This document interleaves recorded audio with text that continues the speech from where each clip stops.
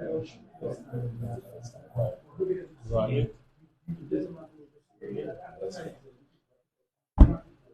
Okay, are we ready? Everybody? Okay.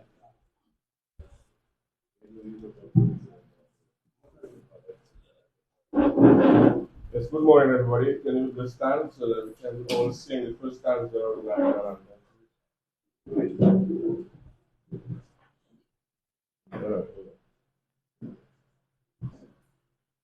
Our beauty, our of splendor, our to also sweet and fair.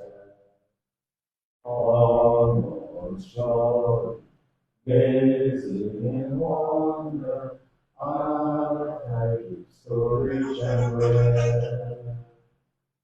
Rivers, valleys, hills, and mountains, all His mercy to extol. Healthy land so bright, all fountains, giving church that waters soul. Thank you very much. Please be seated.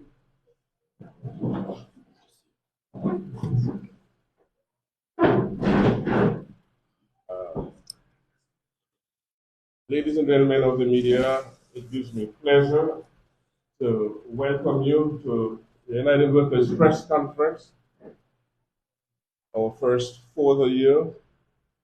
We have in our audience the political leader of the United Workers Party, Dr. Thompson Fountain, Deputy Political Leader of the United Workers Party, Mr. Ronald Charles. Also with us is the Public Relations Officer, Mr. Steve Benjamin, and Mr. Isaac Baptist, the Assistant Treasurer of the party. At this time, it gives me great pleasure to introduce to the microphone the political leader of the United Workers Party to address us, Dr. Thompson Fountain. Thank you very much, and good morning to all of you.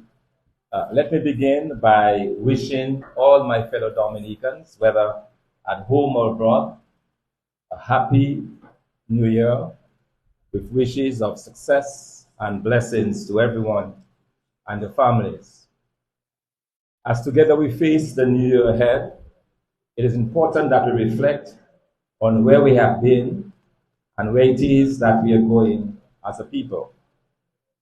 Today's press conference, therefore, provides an ideal opportunity for the United Workers' Party to begin this all-important conversation on the future direction of our country. After all, the party that I have the privilege to lead has always been about the development and forward progress of all the people of Dominica. We cannot begin a conversation about our country's development without first reflecting on the threat to our democratic process and the very basis of our democracy, that of free and fair elections. For the past several years, we have seen repeated examples of a flawed electoral system, which has allowed the DLP administration to progressively dictate the election outcomes with a wholesale importation of voters and an unchecked infusion of cash, cheating, and bribery. This manipulation of our electoral system resulted in our party taking the unprecedented step of boycotting the last general elections of 2022. And at this point, I wish to thank all of those who supported our call to send a very strong message that we were not happy with the elections process in Dominica. Since that time, we have waged a determined effort to secure electoral reform, which we believe, if properly implemented, will restore our country's democratic process and lay the foundation for a flourishing democracy for many years to come. In that regard, I appeal to the Dominica Labour Party administration on behalf of the people of Dominica to immediately complete the revision of the Electoral Bill. Once complete, we urge the government to allow the people of Dominica an opportunity to scrutinize that bill and to make final recommendations before taking it to Parliament for approval. The people of Dominica expect no less. Now, allow me for the next few minutes to take a closer look at the current state of our economy and the affairs of our country, while paying close attention to the record of the DLP government over the past 23 years. Most will agree with me that 23 years is more than enough time for a government to put in place the means to transform for the better the lives of its people through good and meaningful management of the country's resources and persistent economic growth.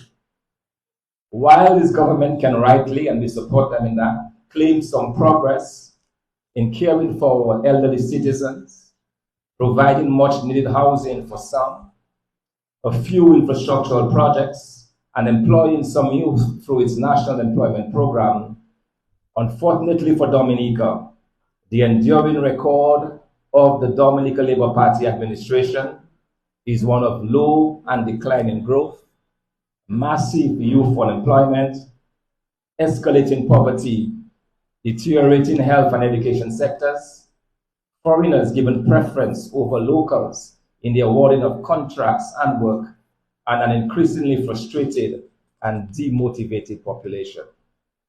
In other words, this government has failed in the most basic way to improve the lives of the people of Dominica through its gross mismanagement of billions of dollars of funds from the Citizens by Investment Program, its puzzling neglect of the agriculture sector, turning its back on public health, the continuing neglect of the young people of our country, and growing public corruption in the management of the country's resources. A quick look at our economic performance figures will show that this administration succeeded in growing our economy by only 1.5% over a 23-year period on average, which is well below the 6 to 7% that is needed to transform our country and improve our lives. Youth unemployment is upwards of 70%. Wages have remained largely unchanged, while inflation has grown on average by 4%, which exorbitantly high prices for everything. I'm told that Ombudsman will take $40 for a bottle of oil. That gives you a sense as to where we are in this country. Of much concern is the huge debt burden, which now requires and exceeds rather 100% of GDP, and the corresponding debt service, which requires repaying as much as 12 cents for every dollar government collects in tax revenue to service that debt. Having looked at the broad picture, allow me to put this into focus by highlighting some key sectors of our economy. First, agriculture. I, like most Dominicans, have looked unsurprised, perplexed, and confused by the way in which this government has completely neglected agriculture and destroyed the livelihoods of thousands of our fellow Dominicans. From agriculture exports registering in the hundreds of millions of dollars, including during the UWP government, production and exports have dwindled to less than $10 million today, thus dragging scores of our rural population into unending poverty and hardship and the near death of many villages in Dominica. I can assure the people of Dominica that when the United Workers' Party assumes office after the next general elections, we will spare no efforts in restoring agriculture to its former glory and beyond, with increased production and exports, development of a marijuana industry, and value-added agro-processing, combined with a focus on the export of water and other based water industries. We will not allow you, our farmers, to suffer any longer. And let me say that in patois to our fellow farmers in Dominica. Moi vle di tout femme Dominique, name, jen moun, qui a travaillé, moi, je dis, nous pas continuer avec misère ça qui a souffert actuellement. Nous devons faire tout possible pour faire certain que ça fait que marche meilleur en agriculture. In that regard, we are committed as a party to holding a major agriculture and tourism forum here in Dominica during the first half of this year, which will bring together experts, policymakers, and ordinary Dominicans to plan for and come up with concrete plans and initiatives towards restoring and growing the agriculture and tourism sectors. We can wait no longer. Second, our health sector. From the highs of a country leading the Caribbean in primary health, including through the work of Dr. Carissa Etienne of blessed memory, our health system has deteriorated to the point where basic painkillers are not available. People fear a hospital stay, worried that they may not come back alive, and the health system continues to crumble. Let me assure the people of Dominica that the United Workers' Party administration will pay careful and urgent attention to our health system to ensure that it is of the highest quality while still accessible to all. This is our solemn promise to you. Third, education and the youth crisis. As a former educator in this country, both at the high school and at the predecessor to the Dominica State College, the Sixth Form College, it hurts deeply to see and witness the deplorable state of education in Dominica. Our young men, largely demotivated, have turned their backs on higher learning. I am told that the ratio of girls to boys at the college is 3-to-1 and rising. The physical infrastructure of the state college is crumbling and in much need of repair. Fees promised by the government has not been paid, both locally and internationally. Lecturers often receive their payments late, and labs are not furnished with the necessary equipment and chemicals. This deplorable state of education in our country should not be allowed to continue. At stake is the future of this country, our young people. Already we are paying a very high price for rising youth violence, social deviance, and rising youth migration. As a party, we care deeply about the young people of Dominica. That's why we are committed to a first-class education system and sports infrastructure that will help our young people realize the goals of building wealth, succeeding in sports and in school, accessing the internet to earn income, and providing quality jobs. Fourth, banking. We have witnessed over the many years of DLP rule a constant decline in the banking sector. From a high of 5 commercial banks, we have shrunk to just 2.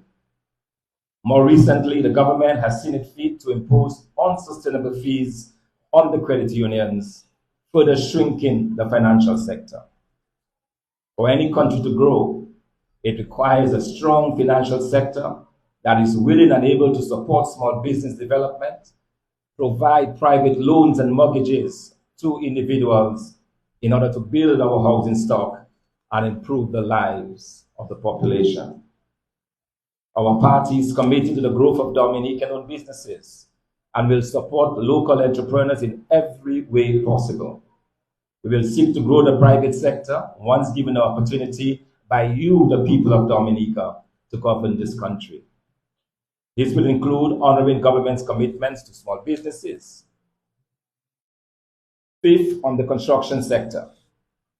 The people of Dominica have witnessed our government give foreigners priority over the awarding of contracts in the construction sector. Our government boasts of millions of dollars sent overseas through foreign workers, which is far higher than its own wage bill to Dominicans. Dominican truck drivers, mechanics, heavy machine operators, masons, carpenters, joiners, as well as casual laborers suffer untold hardships. They are forced to witness workers from other Caribbean countries, and as we say in local parlance, cut vary on them in their own country through a deliberate government policy that means of caring for their families and the dignity that it provides is snatched away from them without any remorse or regret by this DLP government. This is simply not acceptable. I can assure the people of Dominica that the United Workers' Party is committed to putting the workers and people of Dominica first. We will not fail in our efforts to continually care for and give priority to our own people within the borders of our country, including through a review of a memorandum of understanding with the Chinese government and any other similar arrangement. While we continue to welcome foreigners into our country, we shall never allow the indignity and disregard that has been shown to our workers in this country to continue. Nor shall we ever make second-class citizens of our own people. 6, on issues of national security, crime, and our judiciary. We continue to be concerned with the tremendous burden under which our legal system operates. Cases are dragged through with endless delays. Persons are held on remand without charge, or the cases have been tried for unconscionable long periods of time without any trial. The courts are understaffed and under-resourced. Victims of domestic violence are often not protected by our court system. Of serious concern is the continuing political interference in the work of the police and the court system. Political opponents to the government, like myself, our former political leader, Honorable Lennox Linton, our former Prime Minister, Honorable Edison James, our former MP, Honorable Hector John, Dr. Sam Christian, Brian Linton, and others are dragged through the court system for the simple purpose of rendering punishment even when not found guilty in any court of law. This punitive and reckless intervention in the judicial system must end, and it must end now. Instead, the government should devote more resources to the courts to speed up trials and to free up the many inmates who are being punished on remand at the state prison without any court days in sight. And they must spend to improve on our current justice system. I fully understand as we begin 2024 that the path that we are on should not be limited solely to the United Workers' Party.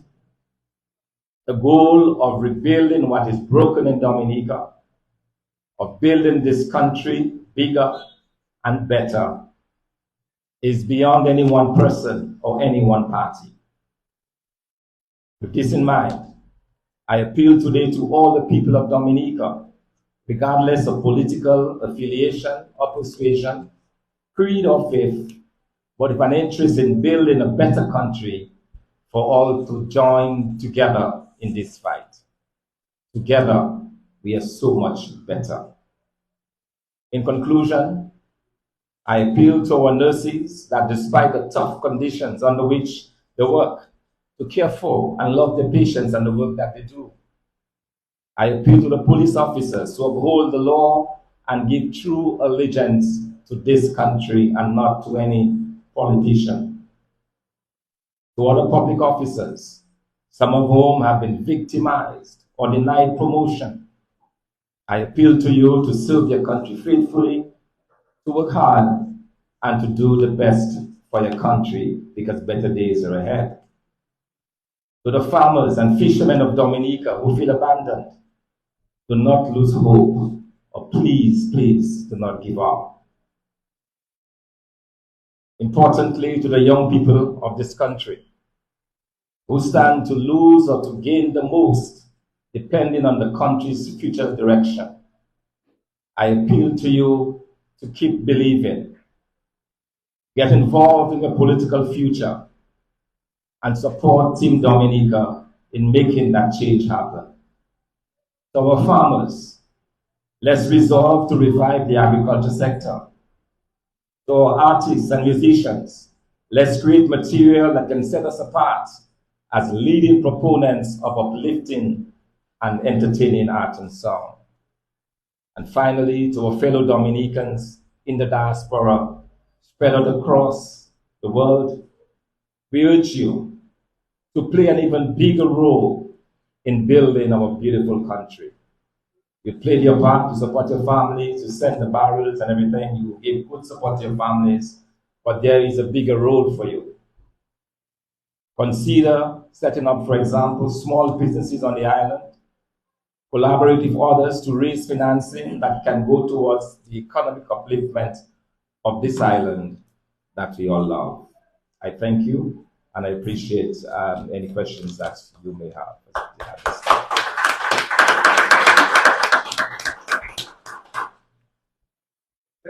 Yes.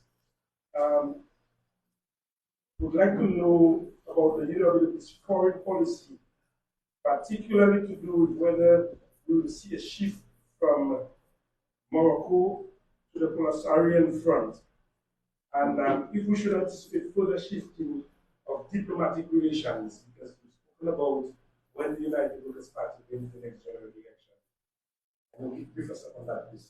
All right, thank you for this very important question. And for those who may not be aware, Morocco has claimed part of this country for a long time, but we are certainly on the side of the United Nations that supports the Polisario Front and support this country. We believe that we are on the side of the UN, and previous governments have supported the Polisario.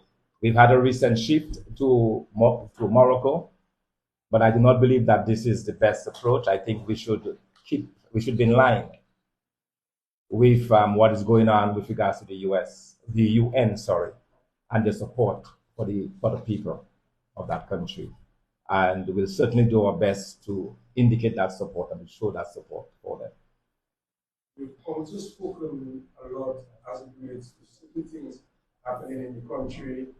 You spoke about winning the next general elections, but it seems difficult as time goes by.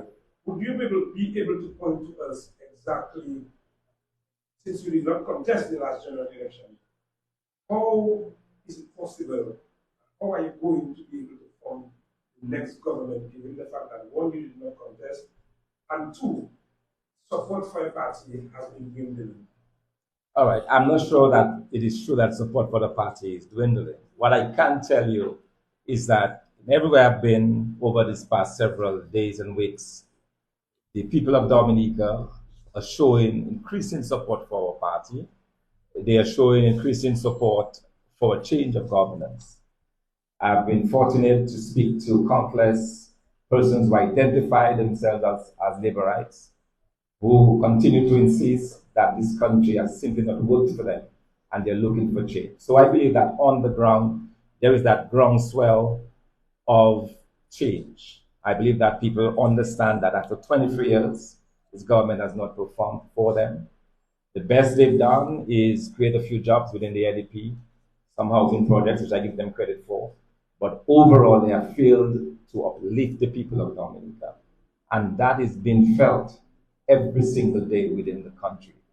I can tell you I've sat in homes and living rooms of many, many persons this past few days. I took it upon myself to do that, to just listen to the people. And what I hear is one of frustration, is one of determination to remove this regime. Now, having said that, it is important that we do our work as a party. We will not sit back and take anything for granted. And that is the reason why we are moving forward with a strategy to ensure that every single Dominican hears our message, every single Dominican is aware of what we bring to the table, and every single Dominican has a chance to make that choice. And it is also the reason why we continue to push very hard for electoral reform.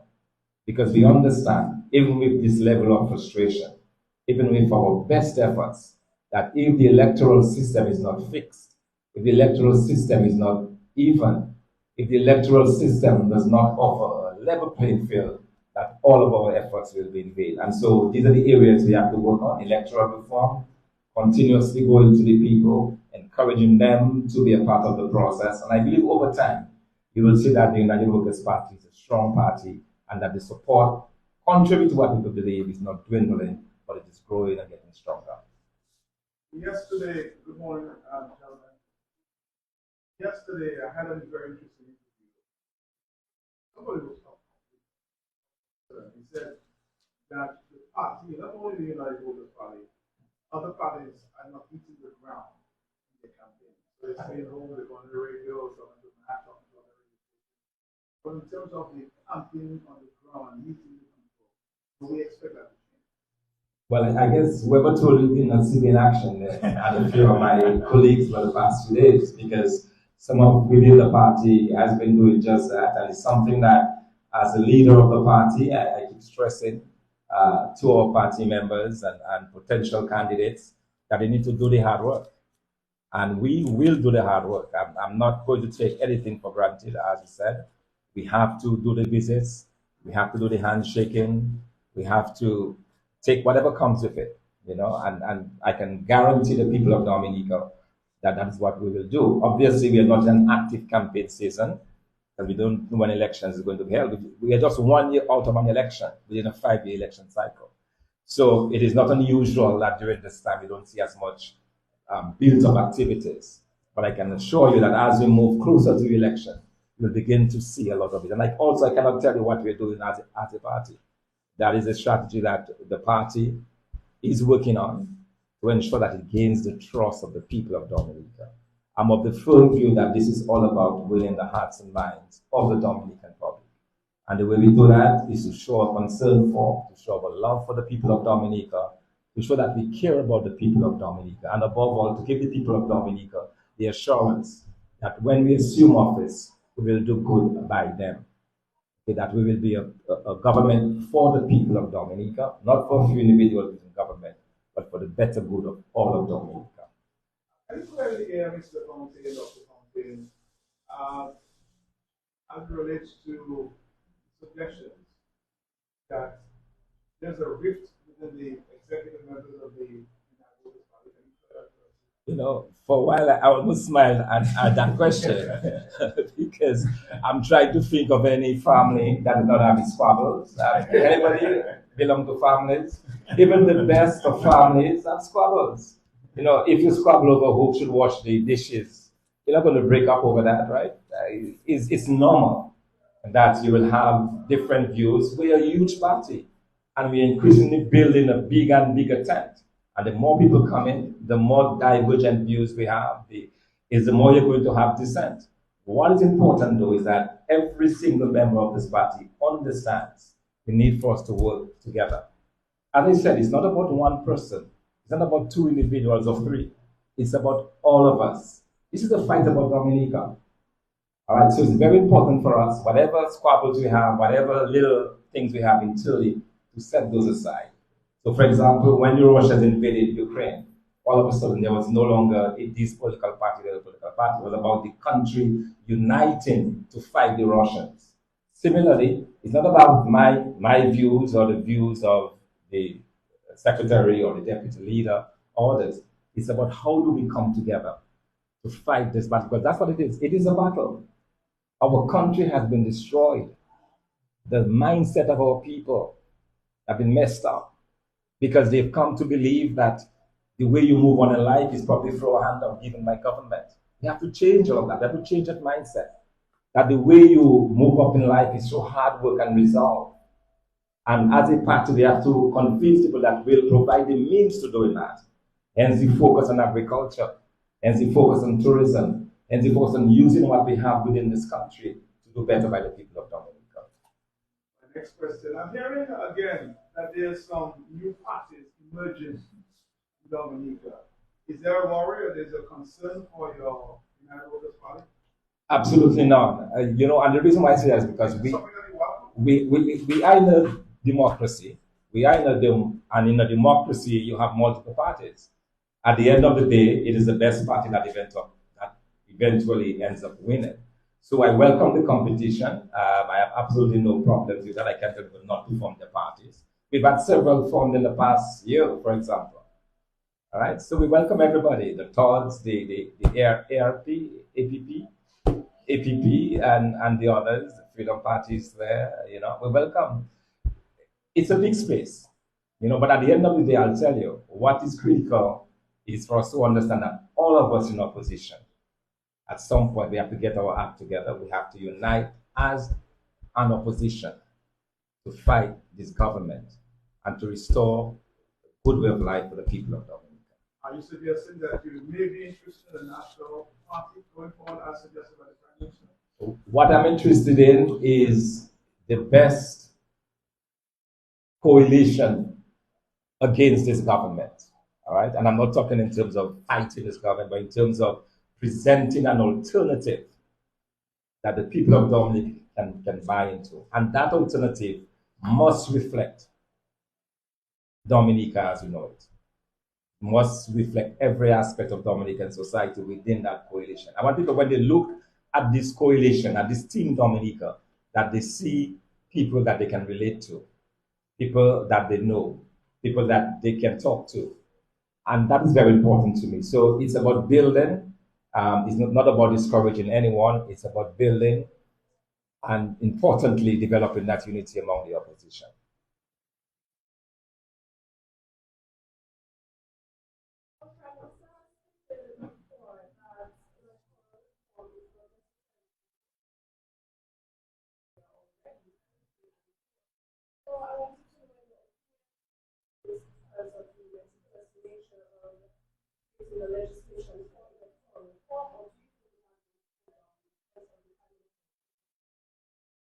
I think it's the latter. I think the Prime Minister believes, like most of us, that with electoral reform and a level playing field, that the whole game changes. Bear in mind, this is a Prime Minister who have utilized the electoral system to his own good, to the detriment of a party like ours. And that's the reason why we boycotted the last election. We simply could not go into an election where the goalpost is moving every minute.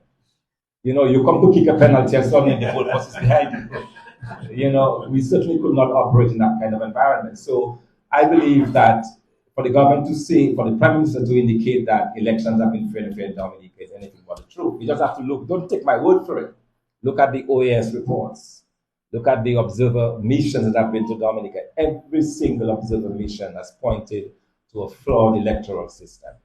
They've had tons and tons of recommendations to improve it, to make it better. So that is what is at stake. It's about a level playing field and ensuring that we have the best democratic tradition going forward.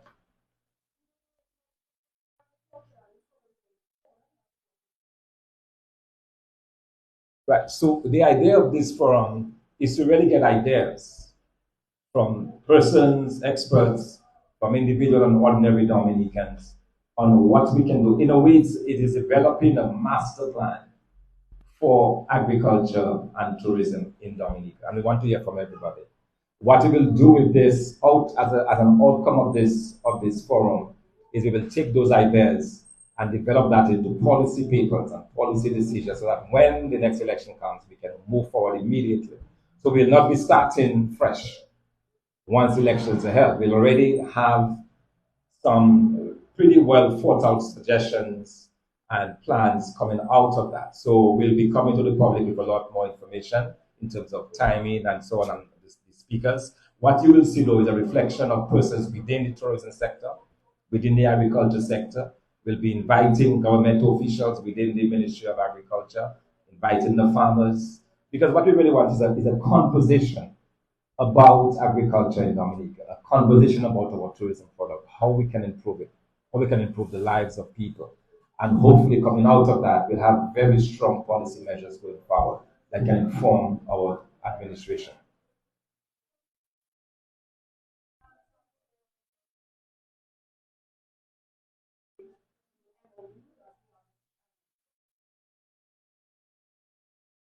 To begin with, the Dominican public does not know what the MOU has. And that to me is a problem. You cannot sign on behalf of the people of Dominica and not tell them what you're signing on their behalf.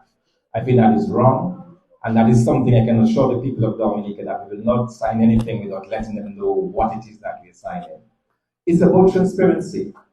It's about accountability. So, for example, someone wonders why it is that the Chinese government, and I'm not against the Chinese, but given Dominican taxpayer dollars to build a state house, will not employ one single Dominican in that project, $27 million project. How is that even possible? That you have projects paid for by taxpayers and the Dominican public is not employed on the project. So is it something within the MOU we need to see? What does the MOU say about the importation of Chinese workers into Dominica? What does it say about the different infrastructure projects, the international airport? And we'll hear a little bit about the international airport and the problems around that before we go from our PRO. I want him, since he's from that area, to give us some more about this particular problem. But what it is about those issues that the public is not privy to, we should know. That should be a public document, because it was not signed on behalf of Skerry. And it was signed on behalf of the people of Dominica. So that is why I say we'll review that document. We'll obviously have access to it. We'll be able to review it. We'll tell the Dominican public what is in there. And we'll be able to negotiate something that is fair for the people of Dominica. Final question. Money wins elections. There's no wrong with that. Do you have a strategy for the next election to kind of get any money to campaign in the next general election? You have various also maybe locally or overseas. What I'm getting at is that locally, in particular, persons have indicating their willingness to support the party. And the more the party appears to be in a winning position, the more that support will flow. We have done it before as a party. We have secured sufficient resources to run a good campaign. And I see that as no different. What I'll be able to do as well as the leader of this party is be able to draw on whatever contacts I have internationally. Although I say that with a bit of, not of fear, but of caution, in the sense that I don't want anybody to believe that we're going after monies out there where people, quid pro quo type of resources, that we are getting resources in exchange for something, okay? We'll be very open about to the Dominican public about where our money is coming from. We have a very large diaspora who indicated a willingness to support our party. We'll be doing different things with them on an ongoing basis that can get some of those monies. But I think at the end of the day, it's not so much a question of money. It is more a question of the willingness of the Dominican public to improve their lives, to say enough is enough. We've had 23 or 24, 25 years of this administration. La vie wed. Lucas souffert. It's about that willingness of people to acknowledge that they have suffered long, they've suffered enough. And with that, we might not even need much money to run the election. But again, I'm not taking any chances. We'll do our best to raise the resources, to support our candidates, to make sure they have the resources that are required. But at the end of the day, we want to come with a message of hope to the people of Dominica, that we will have a government that will care for them, will provide the jobs for them, will go out there and seek to get resources to build this country. So it's not just a question of getting resources for a campaign. It is more about the question of getting resources that can build this country, that can get foreign direct investment, get the water factories going, get the agro-processing factories going, get the tourism projects up and running. These are the kinds of monies that I'm talking about that will really uplift the people of Dominica. Yes, let's take Monday. We'll come back. Yes, sir.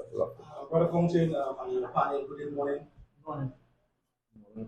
I have some viewers online here, and I told them they could post questions through me, and I can ask you guys. First and foremost, a comment from a Catherine George says, "You're looking fine." I guess that is complimentary. Second question comes from one by the name of Mali Austria.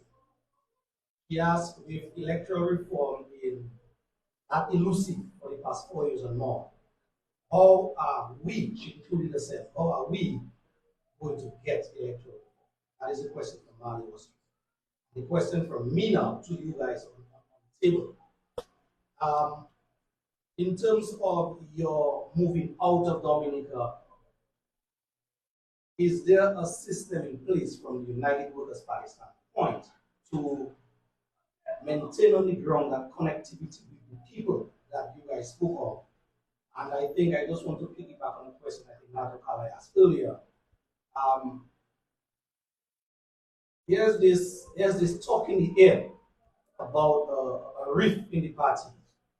Can you comfort the Dominican people out there that that rift will not escalate to the point of the people out there now not having confidence in a divided party or divided house? Thank you. All right, thank you very much. Let me start with the electoral reform question.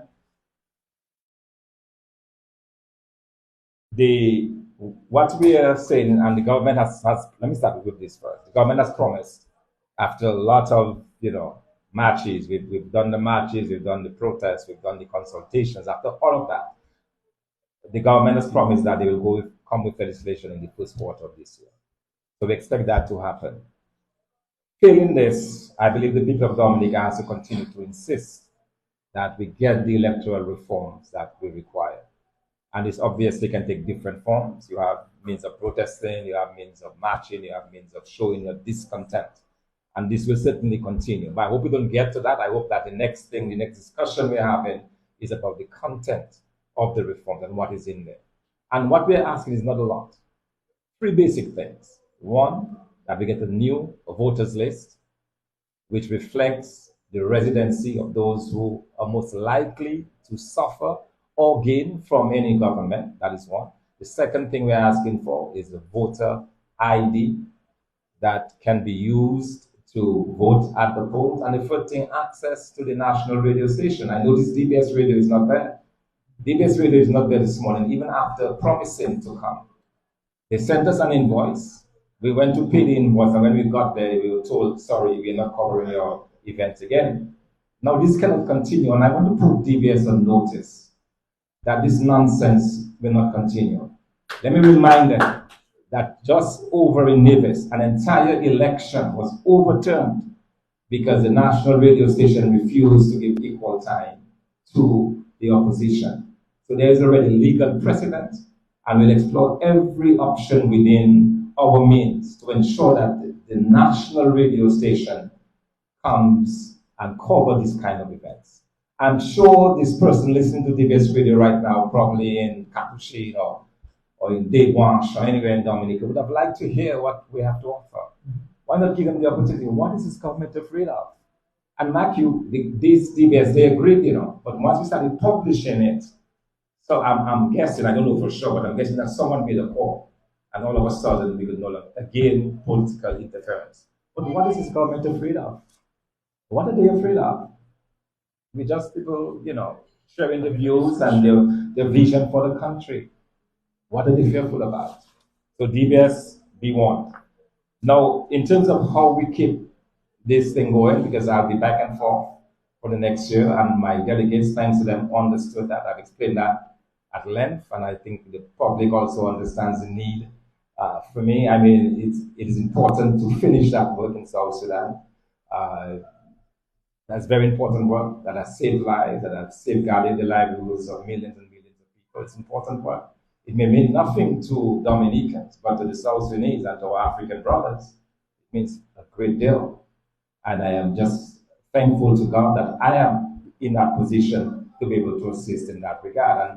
And I really thank the people of Dominica for their indulgence, for allowing me that opportunity to be able to finish that task. In the meantime, we have a very competent team. My deputy, you will hear a lot from him in my absence, I'm sure. But we'll continue to strategize. As I said, we have a lot of work to do to connect with the public. That strategy of reaching the homes, of reaching different organizations in Dominica, that will continue. We have a very strong executive that I'm sure will continue to support the efforts as we move forward. Now, on the rift within the party, or the perceived rift, because I keep hearing about a rift, and I keep looking where is the rift. We are very we have very strong personalities within the party that as I said, are not afraid of speaking their mind, and I welcome that. The last thing I want is to have around me yes men and yes women. That's the last thing I want. It does not serve me well. It does not serve the task that I'm charged with doing well. I want people who will tell me I'm wrong when I'm wrong. I want people who will not be afraid to challenge me on my strategy, challenge me on the way I convey the message. I welcome that. I welcome dissent. Okay, and that's the reason why I encourage my executive members to talk to me on issues that are bothering them and to discuss matters. You know, that is how we come to consensus, and that is how we do better at the end. So the Dominican public should not be worried about that. Our strategy of reaching the Dominican public is in place. We launched that last weekend. We'll continue to improve on that, to develop that. You'll be seeing a United Workers' Party representative in your home sometime soon, because that's what we're intending to do. So let me just assure the public that there is nothing to worry about as far as our internal matters are concerned. We can deal with that. We're grown men and women, we can handle that. Okay, the important thing is that it has not and will not stop the work of the party going forward. You've spoken a lot, Dr. Fontaine, and your party as it relates to passport, the CBI program. We know a lot is being done in Dominica with the CBI program. The international airport is being funded by the CBI program. A lot of the developmental projects in Dominica have been funded by the CBI program. According to you, you intend or you expect to win the next general election. If that is the case, how do you intend to chart the way forward, seeing that you're so much opposed to the CBI program? You've spoken a lot about that situation and also the international airport. How does your party intend to handle such situation? Okay, just to be clear, we're not opposed to the CBI program. Okay, let's be very clear about that. You will remember that it was the United Workers' Party who re-engineered the program and offered it to the new government when they came in 2000. So we have never been against the program. What we have been against is the management of the program, the lack of transparency, the lack of accountability.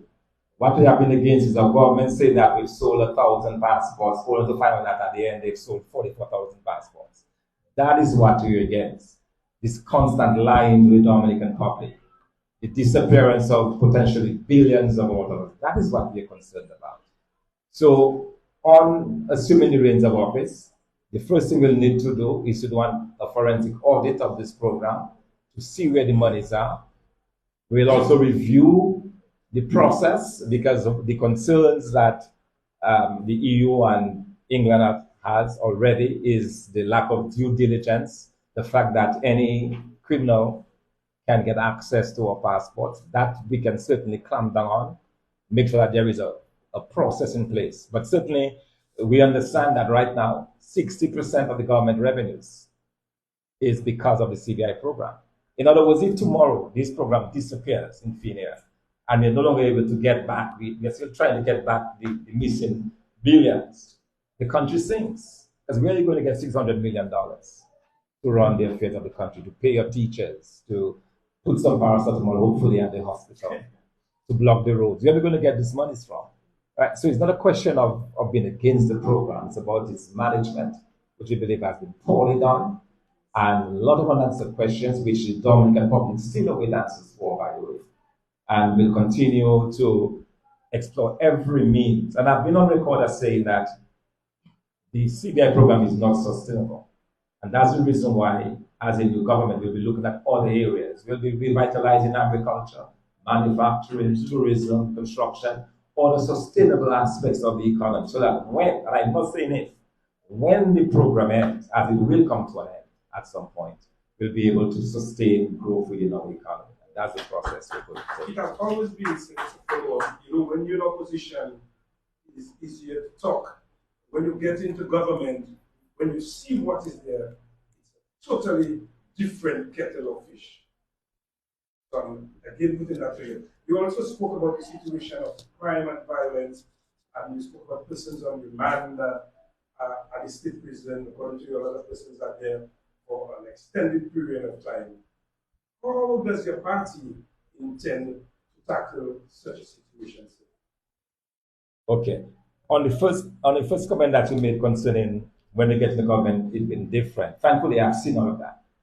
My record is one where I've worked in, I don't know, 30 odd countries over many, many years as an IMF economist. I have seen the way government operates. I worked for 6 years within the government here in Dominica. So I understand how government operates. I understand how the monies come, where, how they go, and so on. So it's not so much about being surprised when we get there. I think it's more the fact that we've had a long time to prepare for when we get there. And we'll be able to get there on day one, we'll be able to get working. That's the reason why we are not waiting. That's the reason why we are doing these forums. That's the reason why we are engaging the Dominican public to hear what they're thinking. So that as soon as we get into office, we can hit on the first day, we can get running and get going. Now, the question was, how do we intend to, what's the question to intend to? The issue of crime and violence. Right, the issue of crime, yes. Now, this is, I don't know.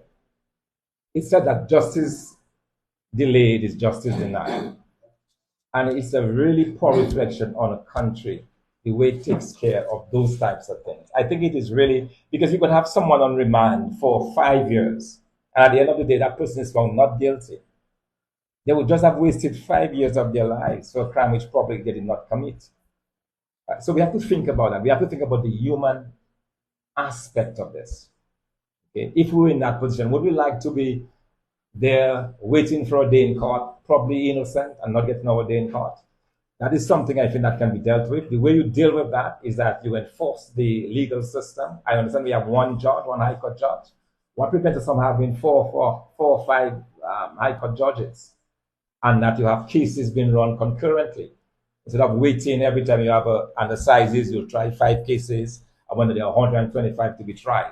Next time you try 5, and there is 170 to be tried. Why not have concurrent cases going at the same time? That's one way of dealing with this problem. You can also strengthen the magistrate, the lower court system. You can revamp the system. And I'll also allow Mr. Charles, since he's a legal expert, to give us some more. Mr. Charles can also weigh in on this question. Yeah. One of the issues, having regard for what Mr. Kalai asked, you see, the system in the system that we have, especially as it relates to the justice system, there's a lot of work that needs to be done across the board, from the DPP office down to the prisons. In other words, there's a lot of work that needs to be done. There is infrastructural development that needs to be done. You can't have 2 magistrates and 3 magistrates and you have a whole set of matters that you have to deal with. Not fair to them. All right? You do not have a police system, for example, where a police officer doing a statement to get into court cannot get it printed. So therefore, the defense lawyer cannot get the statement so that he can proceed with disclosure and then to do the matter. These minor issues need to be dealt with and rectified in order that we can have a better fluid system.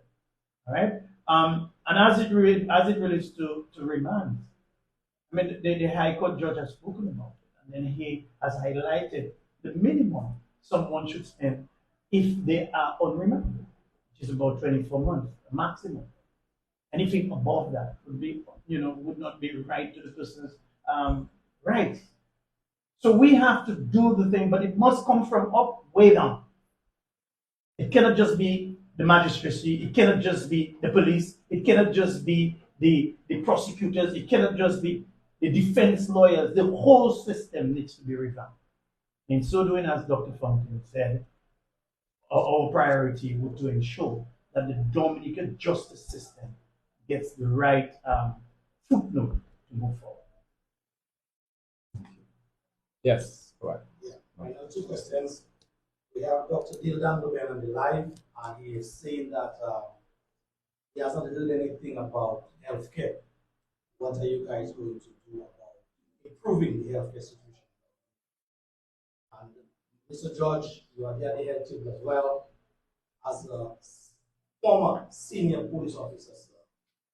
Just had the office of the chief of police, Mr. Valerie taking over that post from Mr. Carbon. What would you, Mr. George, have to say about the way in which the police force, you being seen as a former senior? Any thoughts on how that force has been managed, especially in the light of Mr. Valerie taking up that position? Okay, I'll allow Mr. George to respond, but just to say that we do not necessarily interfere in the day-to-day management of positions and so on within the police force. That's within the purview of the police commission and the prime minister. But just to emphasize what we talked about earlier, the fact that there has been consistent political interference within the police force, that continues to be our concern. Mr. George can respond, and I'll come to this. Thank you, sir. I wish Commissioner of Police Valerie well in his leadership and the appointment that he's received. I think it is a very great appointment for him personally, and I wish him well. As far as the management of the force is concerned, we have to understand that the Police Act provides for ministerial administration in the governance of the police force. However, undue political interference in the work of the police force has to be frowned upon. Has to be frowned upon very, very seriously. And the evidence suggests that there is undue political interference in the working of the police force. And I'm saying that from my own perspective, as a citizen of Dominica, I have suffered that undue interference. And Mr. Valerie has his work cut out for him. I read a press statement today that what his views were and how it is that he was going to manage. He has my support in what it is that he has expressed. All he has to do is to maintain that and to do his level best in resisting undue political interference in the discharge of his duties. Okay, thank you, Mr. Judge. On the question raised by Dr. Dangleben concerning healthcare, that was one of the issues that we raised and of course expressing our concern about it. But what that tells me, based on what I have learned from the public, patients who go there, my own visits to the hospital, what I've been told is that our healthcare system needs a major overhauling or revamping. The whole process has to be rehauled. And the way that can be done, one possible way, is to put in place a panel of experts that can review the whole system and come up with recommendations. So I'm not a health expert, but certainly will be relying upon health experts who can go in there, look at the situation and come up with concrete steps that can help us improve. Because what you want at the end of the day is a health system that is credible. And we've been there in the past, a health system that can attract patients from overseas. A health system that is affordable. So those who cannot afford can pay. And that will probably involve having a national health insurance system that will guarantee that everybody gets the health. But all those details will need to be worked out. What I can tell Dr. Dangleben and can assure the Dominican public is that health is one of the priorities of this, will be one of our priorities. How we can improve it, how we can make it accessible, and how we can make it that the people of Dominica do not get malfunctioned when they are about to go to the hospital. That is what is happening. People freak out when they know they have to go to the hospital. One man told me he preferred to stay at his home. He preferred to stay at his home and take his chances than to go to the hospital. And that to me is chilling. That should not be the case. If you're in need of health care, you should be anxious to go because you know you will get healed. You know there's a good chance, but that's not the case. So we have to change that. Okay? But again, the way you change that is to put resources into the health system, to make it well structured, to get professionals to do the work, again, not politicize the management and the control of the health system. Make sure you have qualified persons running the system and persons who care about the health system. And that is why, again, I really want to appeal to our nurses. I know they've been going through tough times, our nurses and doctors, you know. I have personally have been driving at night and given rides to nurses out there, you know, 8 o'clock waiting for a ride at the top of one or somewhere, you know, to go. Ronald has done a one-man demonstration in their support. So it shows that we are party, we care about the health system. We care about the conditions under which our practitioners have to work. But again, as I said, while it's extremely difficult now, some of them were not even given salary increases, or if they were given very small salary increases, the issue of transportation, of the safety, of the security, all of those issues I believe that we need to look at, and it's something that we're committed to changing. Again, that can only happen if you're given the chance by the people of Dominica. Okay, today I'd like to just members of the table and those in attendance. I have a question from one of the online viewers. Mr. Robert Thomas says, you said the Dominicans living overseas should help more, but the UWP want us to take part in the election. How will that happen, and what help do Dominican people have confidence in this party? Okay, again, it is not true that we do not want the overseas Dominicans to take part in the elections. As I said, what we do not want is that the rules of the country to be violated. There are some Dominicans living overseas who travel overseas who obviously should be a part of the system, who should be allowed to go. And every Dominican residing overseas who qualifies according to our act should be allowed to go. So that's not our concern, and it is not fair to say that we're not interested. What we have complained about is the fact that the government has been targeting certain constituencies and bringing people in. That is a deliberate manipulation of the system. That is what we're against, but not against persons, you know, supporting, because as I said, they have stake in this country. They have families there, they support the country. But what I would like to actually see happen on a much higher level is for a lot more support in that sense. All right, it's good to send the barriers in, but I think there's a lot more that the diaspora can do to help support the country and its growth development. Another question. All right, the other question. Can you provide insights into the reasons behind the previous and how the party plans to navigate this change? As well as what was the overall reaction to the departure of the previous?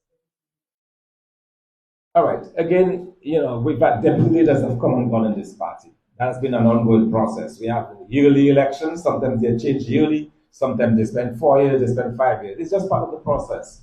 I don't think there is anything personal because it's, you know, Mr. Maslin, and we thank him for his year of service to the party. Last year, he served the whole year as the deputy leader. He decided not to continue. Again, that's his wish. Would have liked for him to continue. He decided not to. And, you know, but we have a capable replacement in Ronald Charles, and the party moves forward. I guess what I'm trying to say is that our party is bigger than personalities. If tomorrow I'm no longer the leader, the party will continue. And that is the way it should be. You know, no one should think that this party belongs to them, that they're indispensable to the party. No, we are all groups of people working together to further and to better our country. And if it is my time to be leader, so be it. Next year it's now, so also be it. Right? So that is what I want people to understand. And sometimes we place a lot of emphasis on personalities, when at the end of the day, we're talking about a party. This is not a presidential system. This is a party system where you depend upon different individuals. So individuals come, individuals go, individuals come back, individuals go back. It's normal. It's normal. So people should not take that out of context. But let me just ask our PRO to come, because I wanted him to. Before you PRO, yes. If the Prime Minister invites you, like he has done, to meet with him, will you go, and will you bring along some executive members? Yeah, I've said publicly that I have absolutely no problem talking to the Prime Minister. If he says he wants to see me alone, then I'll go alone. If he says that he wants to see me with my numbers, then that will what it will be. He's the Prime Minister of the country. We respect the authority of government, and he's the Prime Minister if he says that he wants to see me. And there are lots of issues I want to discuss with him. I want to discuss the Chinese MOU. I want to discuss the airport. I want to discuss the city. There are lots of issues I would like to have a sit down with the Prime Minister on behalf of the Dominican public. So when that invitation comes, I'll be happy to accept. And what is influence from the not? Well, you've heard the talk shows. I mean, on the old radio program, you've heard persons who call and tell me not to go, or if I go, don't look him in the eye, or don't shake his hands, or turn your head. You know, you have people saying all sorts of different things. But, you know, I think in the interest of the country, in the interest of the people of Dominica, if that discussion is one that has to be held, it should be. Okay, so let me ask this is our PRO, Mr. Stephen Benjamin, who will talk to us a little bit about this airport project and some of the issues that we encounter. Yes, fellow Dominicans, let me say for the record that the United Workers' Party has always been concerned about the development of an international airport. That is why we bought over 400 acres of land in the Joe Burton area. But today we are very concerned about the failure and I guess inability of the central government to compensate the property owners of Wesley more than 3 years after their property was acquired by the state. We have situations where, for example, having received money from the government for properties, and I'm talking about homes, the property owners cannot get a certificate of title after they relocated to Joburg. That means that they cannot insure their homes. That means some of them have students to study and they need student loans, and they cannot use the certificate title to send their children to study. That is very concerning to them. Some of them got money from the state, but the money cannot complete the homes they are building at Joburg. They cannot take the certificate of title to the bank to get more money to complete those homes because they do not have one. One of the challenges the property owners are facing is, and the Prime Minister told me that the airport has started, is that they are living on a construction site, those who did not get money. And based on the research we have done in the village, we believe that over 40% of the property owners have not received any money. And I'm talking about persons who have also had farms. One of the agreements made by the government is that they would relocate farmers on other lands. And 3 years on, the state has failed to live up to that agreement. In recent months, the developers have found the tarish in the lower part of Wesley, and they are mining the tarish all through the day and using dynamite during the evenings. This is like a war zone to the elderly living in the area. It is very frustrating. One person told me that the television fell when one of the dynamite went off in the Eden Road area. So we are calling on government. We believe as a party that the government hands over the lands too early to the developers, because every time you approach the Chinese, they are saying to contact the government. Just 2 weeks ago, the Chinese had a meeting with the staff of the Wesley Government School because they have a problem. The building is cracking up due to the mining, and the Chinese have advised them that the building is not safe. They have to do a relocation. So the matter is serious. The airport is being built on the windward side of the village. So all the wind takes the dust into the village. Wesley has become a dust bowl.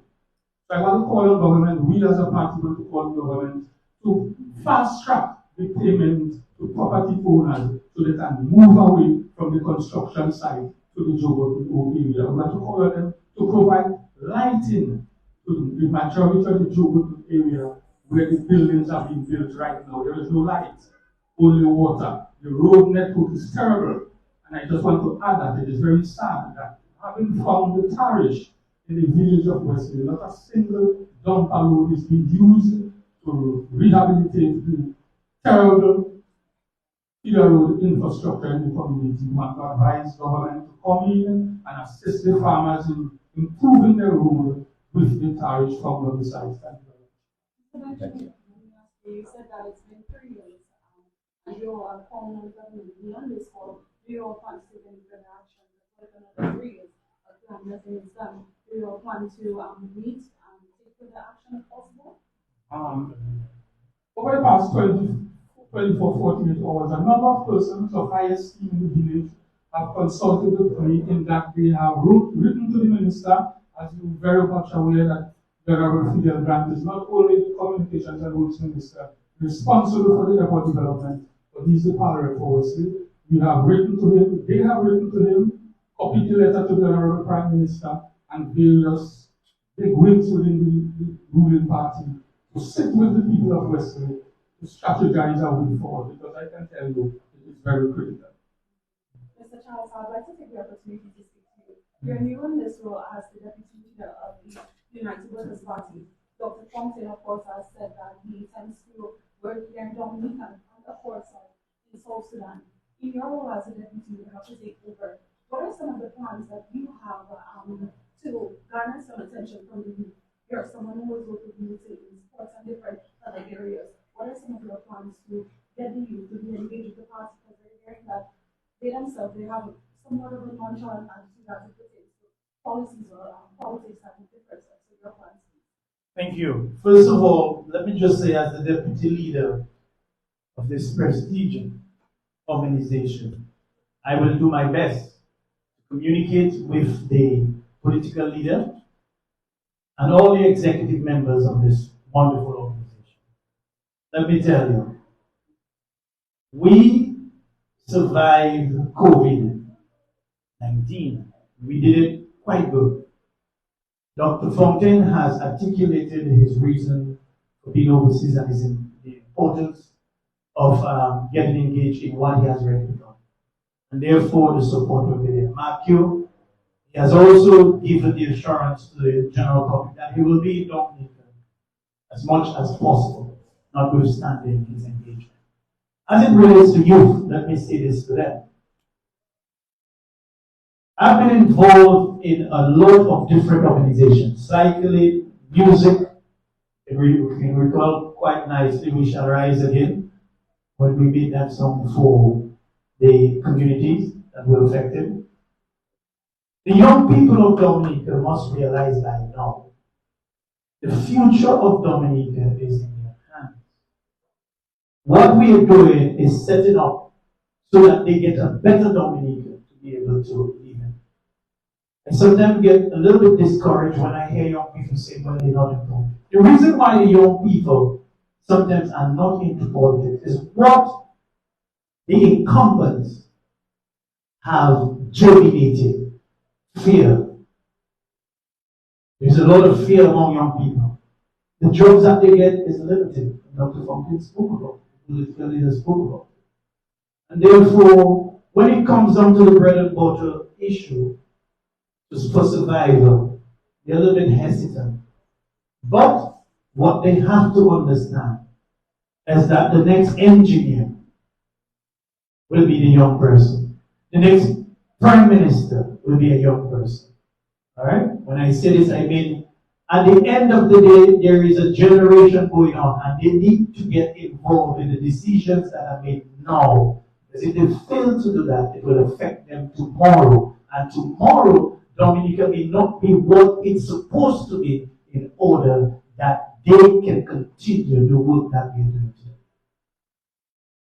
So it's about dusting up themselves, shaking up themselves, and getting involved in politics. You have a right as a young person to vote. You have a right to have an opinion. And therefore, that is why the political leader have said it.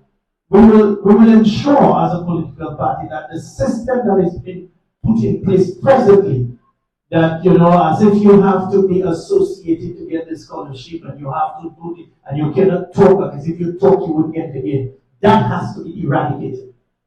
If you deserve something, you're supposed to get it, no matter even if you're from the party. Because that is the problem. And our young people must be empowered And they must be empowered in a way that they can walk and talk and feel the sense of politics and do what they have to do to make Dominica a better place to live. And I'm depending on them to come up. You know, that thing about, you know, the opposition. You remember we're in the opposition party. Or in the opposition. But I don't say we are in the opposition United Workers Party. There are many Dominicans who are in opposition. They're not getting the basic needs. A lot of people are suffering. People are looking for employment. You know, you look at the region, St. Kitts. The minimum wages are so high compared to that of Dominica. You know, we don't have no checks and balances as it relates to price control. Everybody doing whatever they want. You know, so some of these things has to be done, and I believe the young people will have a window to vent, a window to be able to be heard, and I'm inviting every young person. My number is 276-2421. Call me. Tell me what you want me to do for you, and we'll work together to make this thing happen. Dominica is all of us. That's one thing we heard when the APP came about. They made promises, and we saw that they started doing things on the ground in terms of building a home. When the Mr. Bruno's party doesn't come to mind right now, the TUD came about, he promised a scholarship, all while in opposition. Some of the things that we promised, of course, did not materialize, but while in opposition, they put plans forward. A lot of the comments on the ground is that the United Workers Party, either they're saying that because they're in opposition, they're not seeing you're doing anything, and they would like to see more action. I know the door-to-door movement, but more actions in terms of planning funds to probably help a family out. Is that some of the plans for the United Workers Party in real? I'm not sure if you're doing it. What do you plan to make the things that you're doing more public? I think part of it is that when we do those things, we don't necessarily publicize it. So our members don't publicize the families that they have, because in a lot of ways, a lot of that sometimes is personal, in the sense that, yes, you want to, because you'll also agree with me that one of the mistakes that, and where APP got a backlash was the fact that they were publicizing every handout that they gave. People have a distaste for that type of posturing, and we're very mindful of that. It does not mean that the party is not doing things. Personally, I have given scholarships, I have supported sports teams, but you don't see that published all over. Mr. Charles has given all my life, all his time to things. Mr. Baptist, every member of our party. Mr. George has done tremendous work in cardio, but always on a personal basis. All right. At the end of the day, we'll get it back, but it's not publicized. All right.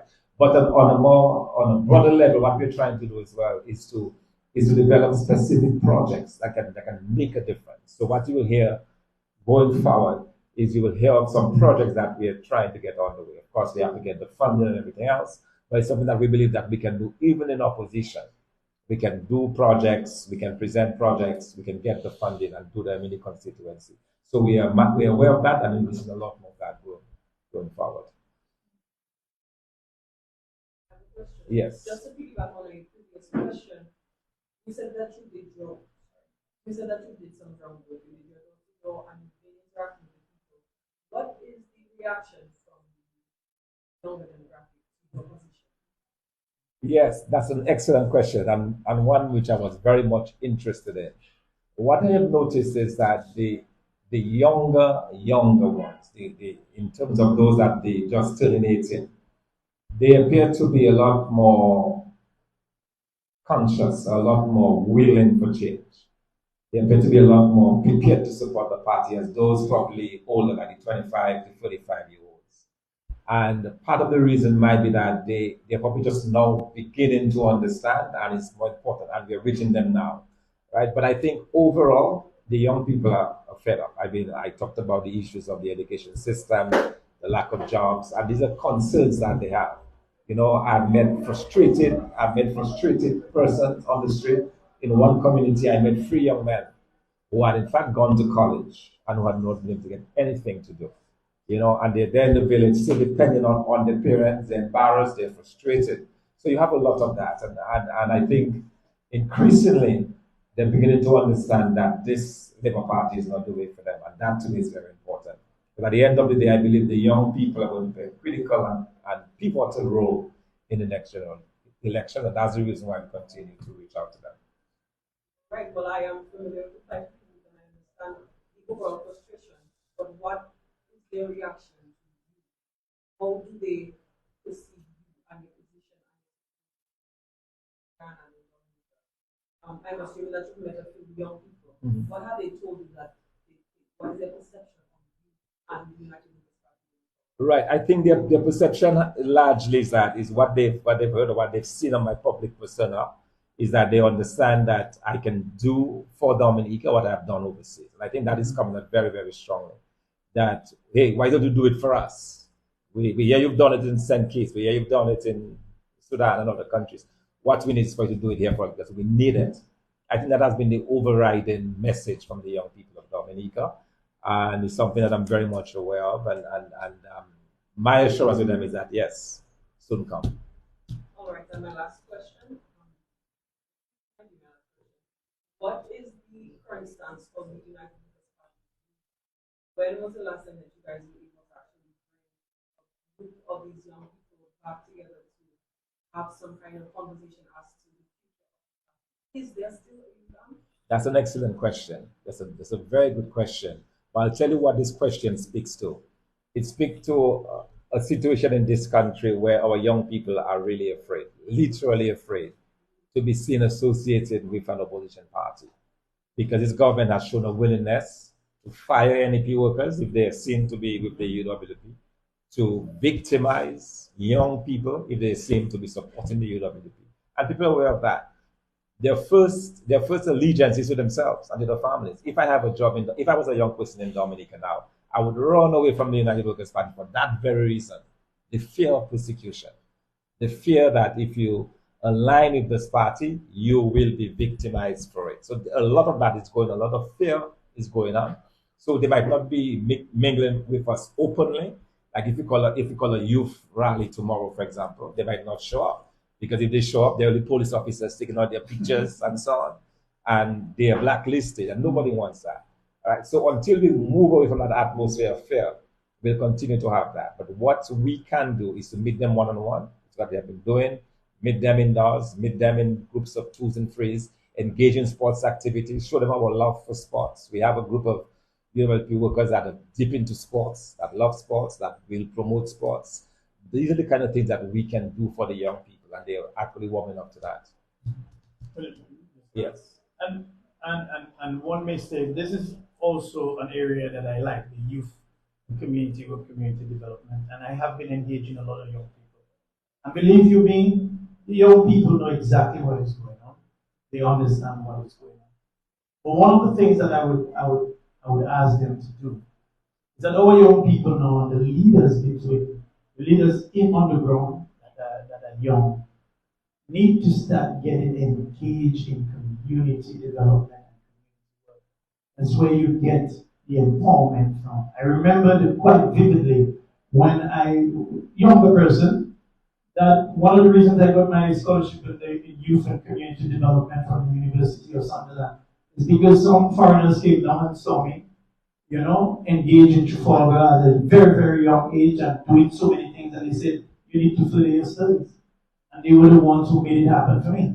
The young people have to tell themselves, we can do it. A lot of people think that adults need to do things for the young people. I believe the young people, if they put themselves together collectively and educate themselves about what is going on, because there is a lot of misinformation that is being segmented or being driven at them. So they too have to come together collectively, start painting the old lady's house, start planting flowers as a group. Because it's only then your voice will be heard, because you are in numbers. And therefore, these are some of the things that you have to get engaged in and to be able to look out for each other. And when you speak, we listen. It's as simple as that. So to support the political leader, young people need to get on board. Young people need to understand, right, what they need to do as a young person within their own environment, because they know when they open that fridge in the morning at their mother's house, what they see. They know how difficult it is to pay the bus on a regular basis to go up to school. They understand those things for cricket gears and all the things that they need. In the cycling world, they understand it's difficult to get a good bicycle because it costs $10,000. So they know the issues that they're confronted with. And therefore, harnessing that togetherness and understanding the plight of the young people for themselves, we'll be able to get a better group of young people helping Dominica in the way forward.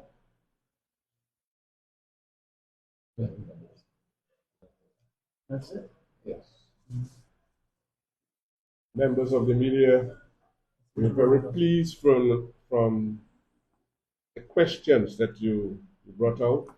We're very pleased that you took the time to attend. You have a lot of material that was thrown at you. I hope that you will dissect all that has been said to you and that you will inform the general public in Dominica and outside of Dominica and what the plans of the United Workers' Party is, what the plans are. So I want to thank you on behalf of the United Workers' Party for attending, on behalf of the political leader, Dr. Thompson Fountain, our deputy political leader, Mr. Ronald Charles, our PRO, Mr. Steve Benjamin, and Mr. Baptist. We have with us as well our trustee in Mrs. Ernie Lawrence Johnson, and Mr. Davis, who is the caretaker of the Bush Kalibishi constituency. And I am Nicholas George, General Secretary, and I just want to thank you and say have a pleasant rest of the day.